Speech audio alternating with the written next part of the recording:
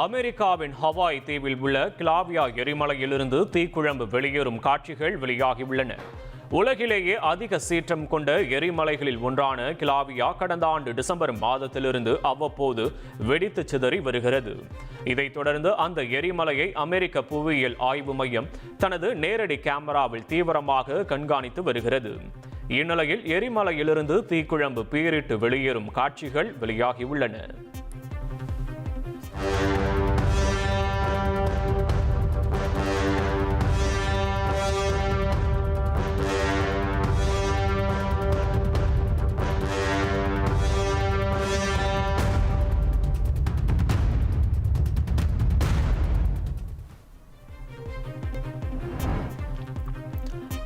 அமெரிக்காவின் மேரிலாந்து மாகாணத்தில் உள்ள கிடங்கு ஒன்றில் தீ விபத்து ஏற்பட்டது.